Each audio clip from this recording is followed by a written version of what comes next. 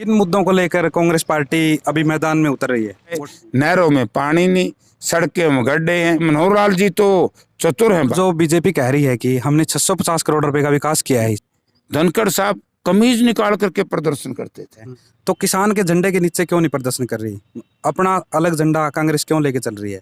आप, दीपेंद्र हुड्डा और अभय सिंह चौटाला एक मंच पे मौजूद थे। भारतीय जनता पार्टी की सरकार ने पुलिस के माध्यम से उसको पिटवाने का काम किया। इस उपचुनाव के बाद कांग्रेस के जो बचे हुए कांटे वो सारे निकल जाएंगे। भाजपा ने धन का, बाहुबली का, सत्ता का हर दुरुपयोग कर लो ग्रेजुएट बार्बर का काम दे दिया। मनोहर लाल जी, आपने बड़ा धोखा किया इस प्रदेश के नौजवानों के साथ। तो चुनाव जीतने के लिए कोई भी गलत हथकंडा अपनाते हैं। बीजेपी की तरफ से लगातार ये आरोप लगाया जा रहा है कि राजकुमार सैनी को कांग्रेस की तरफ से पैसे देकर खड़ा कर रखा है।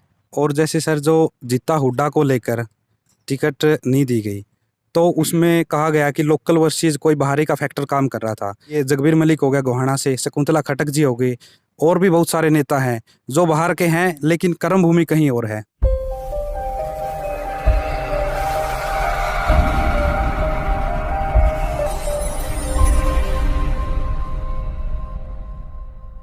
नमस्कार, मैं अमित सहारण, आप इस समय देख रहे हैं युवा हरियाणा। तो आज हमारे साथ मौजूद हैं पूर्व में केंद्रीय मंत्री रहे जयप्रकाश। आइए इनसे बड़ौदा हलके के बारे में जानते हैं कि क्या माहौल है यहाँ पर। जयप्रकाश जी नमस्कार। नमस्कार जी। आप लगातार घूम रहे हो हलके में, तो क्या लग रहा है किस पार्टी का माहौल है? मुझसे ज़्यादा शायद आपको पता होगा, क्योंकि मीडिया के लोग हर जगह पहुंच जाते हैं, आपको ज़्यादा ज्ञान होगा। लेकिन मैं ये कह सकता हूं कि यहाँ पर तो सिर्फ आज कांग्रेस पार्टी का हवा है, और चौधरी भूपेंद्र सिंह हुड्डा और दीपेंद्र सिंह हुड्डा की जो लोकप्रियता है, आज उसने यहाँ पर कांग्रेस पार्टी के प्रत्याशी को बहुत आगे बढ़ा दिया है। किन मुद्दों को लेकर कांग्रेस पार्टी अभी मैदान में उतर रही है वोट मांगने? हमारा तो एक ही मुद्दा है। हम ये कहते हैं कि भूपेंद्र सिंह हुड्डा जब मुख्यमंत्री थे 10 साल, और मनोहर लाल जी के और जो ये गठबंधन के लोग इसमें शामिल हुए, इनके समेत 6 साल, तो इन्होंने जवाब देना पड़ेगा कि 10 साल में भूपेंद्र सिंह हुड्डा ने क्या क्या किया इस इलाके में, और 6 वर्ष में इन्होंने क्या किया। क्योंकि जब हम इसकी बात ऊपर जाते हैं, और ये चैलेंज हमने नहीं किया, ये तो स्वयं मनोहर लाल जी और बीजेपी और जेजेपी के लोग कह रहे हैं कि हम अपने विकास कार्य के नाम से वोट मांगते हैं। मैं इनसे पूछना चाहता हूं कि तुम ये तो बता दो, एक गांव में, क्योंकि गांव का एरिया ग्रामीण क्षेत्र है, एक गांव में 2 करोड़ रुपए की कोई परियोजना का शिलान्यास करके उसका उद्घाटन किया हो, कोई एक माइनर बनाया हो, कोई एक सड़क बनाई हो, कोई सड़क रिपेयर करी हो, तो यानी कि कोई बच्चों को रोजगार दिया हो। रोजगार छीनना है देने की बजाय। नहरों में पानी नहीं, सड़कें में गड्ढे हैं, बिजली है, बिजली की व्यवस्था नहीं, मीटर ऐसे लगा दिए गरीब आदमी उसके आपूर्ति नहीं कर सकता। यानी कि चारों तरफ हाहाकार मची हुई है, आक्रोश है सरकार के खिलाफ। उसी का एक नतीजा है कि मनोहर लाल जी तो चतुर हैं, भाजपा में है ना, बहुत चतुर हैं, और वो कहीं नहीं जा रहे। और ये बेचारे जेजेपी के नेता, इनके दूसरे नेता जहाँ जाते हैं, इनका विरोध क्यों रहे? क्योंकि इन्होंने, जेजेपी ने जनता से झूठ बोल करके, झूठा विश्वास दे करके जो वोट लिया, उन्होंने जनता के ईमान को भाजपा के झोली में जा करके डाल दिया और बेच दिया। अब इस पार्टी से, इस परिवार से पूरा अविश्वास है, इसलिए वो सजा बीजेपी ने भी भुगतनी पड़ेगी। और जेजेपी का तो आप देख ही रहे, कहीं माँ को, बेटे को, भाई को घोषणा नहीं दे रहे। क्या हाल है? इस तरह से मैंने पहली बार देखा है कि धरने, किसानों के धरने के ऊपर इनकी माता गई और लोगों ने क्या क्या अपशब्दों का इस्तेमाल किया। और जब मैं इस तरह की बात करता हूं तो जेजेपी के कुछ भाई कहते हैं जेपी हमारे पीछे पड़ गया।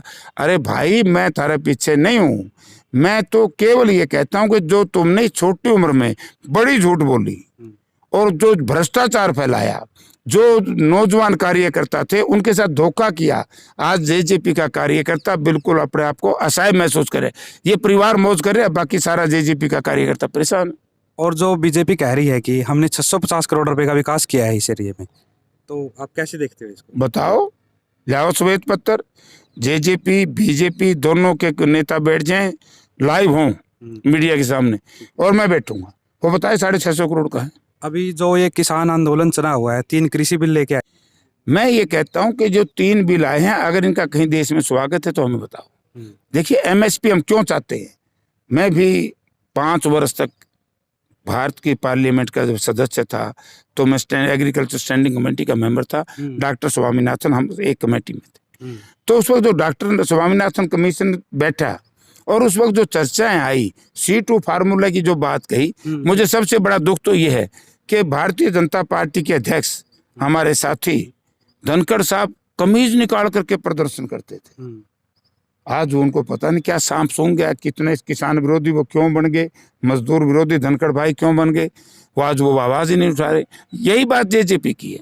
जेजेपी ने इस बिल का विरोध क्यों नहीं किया? और जो स्वर्गीय दीनबंधु सर छोटूराम ने इस देश के किसान के लिए क्या नहीं किया, इस देश के किसान को बहुत कुछ दिया।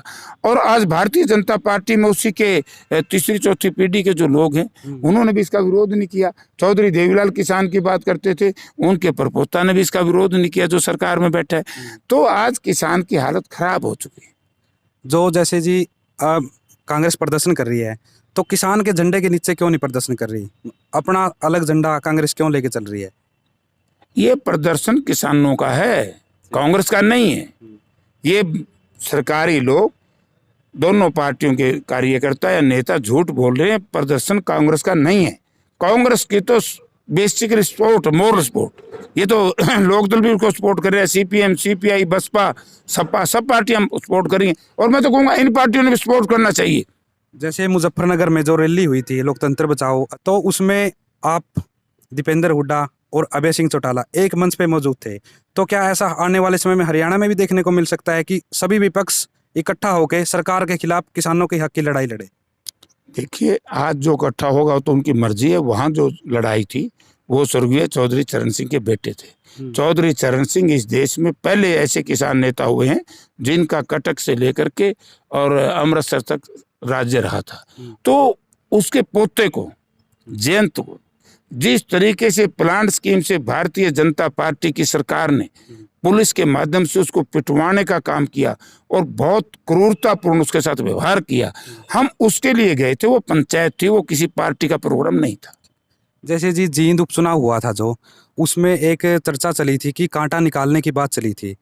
अब भी जैसे रामविलास शर्मा से इसके लिए प्रश्न पूछा गया तो उन्होंने कहा कि इस उपचुनाव के बाद कांग्रेस के जो बचे हुए कांटे वो सारे निकल जाएंगे। इसको लेकर आपका क्या कहना है? देखिए, रामविलास जी बुजुर्ग आदमी है, मैं उनके बारे में कुछ नहीं कहूँगा, लेकिन मैं ये कहूँगा ना तो जींद में कांटा निकला।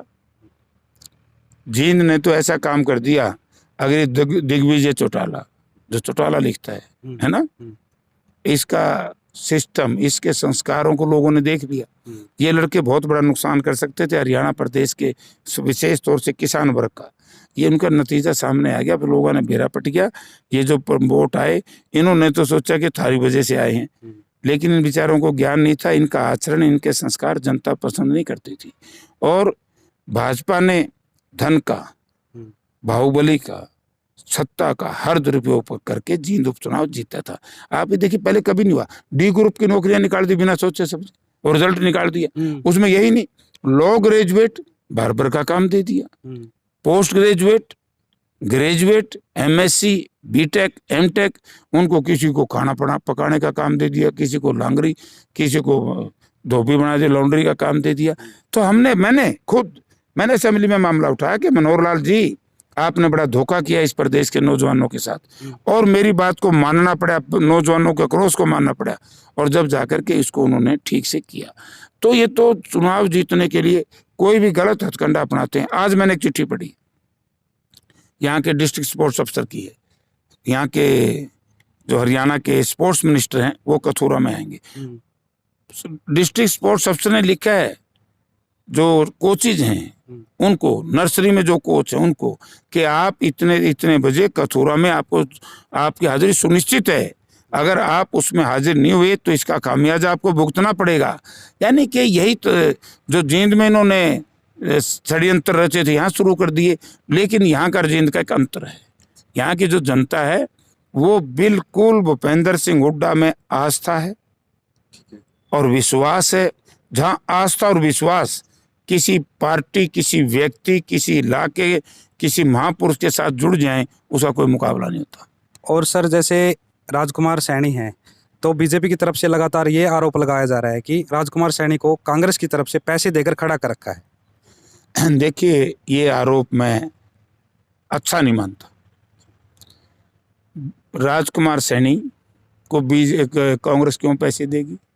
राजकुमार सैनी तो पहले भारतीय जनता पार्टी में ही था, तो भारतीय जनता पार्टी इसको टूल के रूप में प्रयोग करती थी। इनका दुरुपयोग किया भारतीय जनता पार्टी ने। आज भारतीय जनता पार्टी के पास क्या प्रूफ है कि उसने पैसे लिए? किसी भी नेता के आचरण को इस तरीके से प्रदूषित नहीं करना चाहिए। मैं इसके खिलाफ। और जैसे सर जो जीता हुड्डा को लेकर टिकट नहीं दी गई, तो उसमें कहा गया कि लोकल वर्सेस कोई बाहरी का फैक्टर काम कर रहा था। लेकिन जीता हुड्डा ने एक इंटरव्यू में कहा है कि जैसे ये जगबीर मलिक हो गया गोहाना से, शकुंतला खटक जी हो गई, और भी बहुत सारे नेता हैं जो बाहर के हैं लेकिन कर्म भूमि कहीं और है। तो इसको लेकर आपका क्या कहना है? देखिए, जीता हमारा साथी है। हम इस मामले को, हमारा सारा सॉर्ट आउट हो गया। पार्टी के लिए काम करे, हुड्डा साहब के साथ चलता है, और जो हुआ है वो उसको स्वीकार कर गया। वो हमारा साथी है, और पारिवारिक सदस्य हुड्डा साहब का, वो कहीं बाहर नहीं जाएगा। तो ये थे हमारे साथ पूर्व में केंद्रीय मंत्री जयप्रकाश। इन्होंने हमारे हर सवाल का पूरा बेबाकी से जवाब दिया।